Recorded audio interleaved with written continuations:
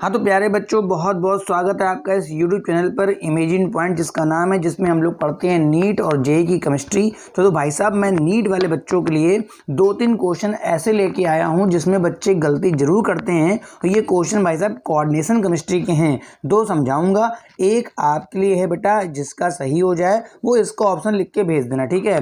पहला question NEET 2023 में पूछा गया था, the complex is more stable. सबसे ज्यादा स्टेबल छांटना है। देखो भाई, इस काम के लिए सबसे पहले देख लो, अगर किसी में चिलेटिंग लिगेंड लगे हों, क्या लगे हों बेटा, चिलेटिंग लिगेंड, तो ऐसा कॉम्प्लेक्स सबसे ज्यादा स्टेबल होता है। जिसमें जितने ज्यादा लगेंगे उतना ही ज्यादा स्टेबल मोस्टली क्वेश्चंस इसी आधार पे देता है, ठीक है।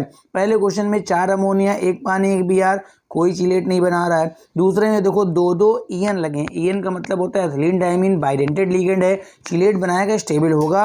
इसमें भी चिलेट नहीं है और इसमें भी चिलेट नहीं है। तो जो ऑप्शन नंबर आपका थर्ड है वो भाई साहब सही है। ये क्वेश्चन इस तरह का बच्चे गलत करने में बच्चों को महारत हासिल है, बच्चे गलत करके ही आते हैं। The order of energy absorbed by the complex. देखो भाई, इस केस के लिए आपको अपनी स्पेक्ट्रोकेमिकल सीरीज का इस्तेमाल करना है। जो लिगेंड जितना स्ट्रॉन्ग फील्ड होगा बेटा, वहाँ पर T2G और EG आपने पढ़ा होगा, उनके बीच का गैप ज़्यादा होगा। अगर ये गैप ज़्यादा होगा तो इलेक्ट्रॉन को जंप कराने में एनर्जी भी ज़्यादा लगेगी, है ना। अब देखो, पहले वाले में आपके 2 ईएन लगे हैं, ईएन तगड़े लिगेंड्स होते हैं, ठीक है। यहाँ पर भाई साहब 3-3 ईएन लगे हैं और यहाँ पर केवल 1 ही ईएन लिए। तो बताइए, जरा देख के बताइए, इन तीनों में सबसे बड़ा गैप किस में है बेटा? सबसे बड़ा गैप सी वाले में है। सी के बाद बेटा 2 ईएन ए वाले में है और उसके बाद बी। हाँ, अगर कभी लेमडा का ऑर्डर पूछ दे तो E बराबर SC/लेमडा होता है। अगर एनर्जी ज़्यादा लगेगी तो लेमडा कम होगा। तो ऑप्शन नंबर थर्ड मेरे को सही दिख रहा है,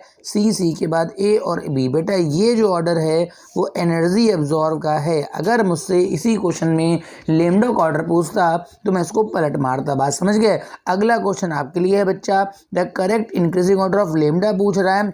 मैंने पहले बोल दिया है, आपको स्पेक्ट्रोकेमिकल सीरीज में जाना है। कुछ लिगेंड वीक फील्ड होते हैं, कुछ क्या होते हैं, स्ट्रॉन्ग फील्ड। जो स्ट्रॉन्ग फील्ड वाले होते हैं उनके लिए गैप ज़्यादा होता है और जो वीक फील्ड वाले होते हैं उनके लिए गैप कम होता है। एनर्जी और लेमडा के लिए आपको इसी कॉन्सेप्ट का इस्तेमाल करना है। अगर लेक्चर पसंद आया हो, चैनल को सब्सक्राइब कर दो, वीडियो को लाइक कर दो। Thank you for watching.